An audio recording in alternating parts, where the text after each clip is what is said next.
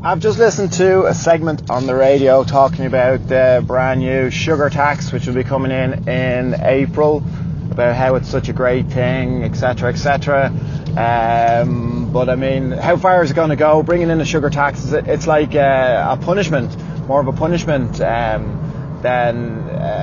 anything else. It's like bringing in the points for the penalty points for driving. I mean, that hasn't reduced road deaths. It's just another punishment. So I mean, I think adding an extra tax onto sugary drinks is not going to solve the problem. They can't even guarantee that the money that's going to come in from the sugar tax is going to go specifically towards like diabetes related illnesses and stuff like that. They can't guarantee, they can't earmark the money, nothing like that. So it's not going to directly help the health industry and all the side effects of a poor diet. And how far are you going to go? You're just going to be discriminatory against sugar? What about a sodium tax?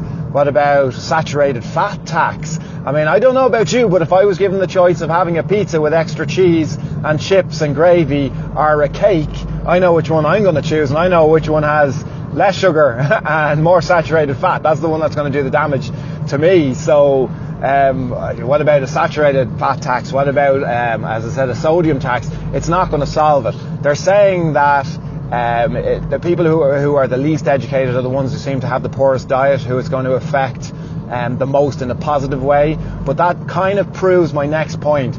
It's not the tax. It should be it has to be an educational thing. It's not a punishment thing. It has to be done at an educational level of some description, which means and exactly that. So people who are statistically, demographically the least educated are the ones that have the poorest diets and the most access to sugar. So I mean, again, that just states that it's education. It has to be down to education to improve it, because just putting tax on the sugar isn't going to do it. So I know that companies have already taken positive steps, because they want to they want to make sure it doesn't affect their bottom line, so they've already started to reduce the sugar content in drinks.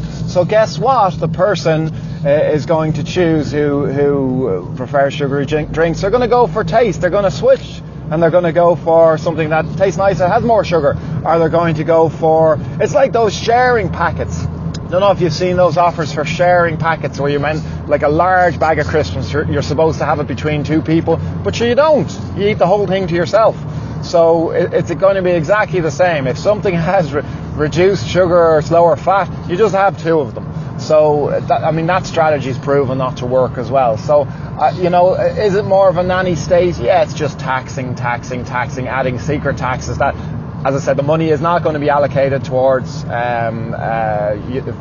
medical expenses. And again, there's so much choice with other sugary drinks, etc., etc. It needs to be done at an educational level. I mean, obviously, it's better if it come from your own family, but if it can't, I mean, there needs to be something done. It would be better to put money into free courses, free nutritional courses, because reducing sugar in sugary drinks is not going to solve Ireland or the world's obesity problems.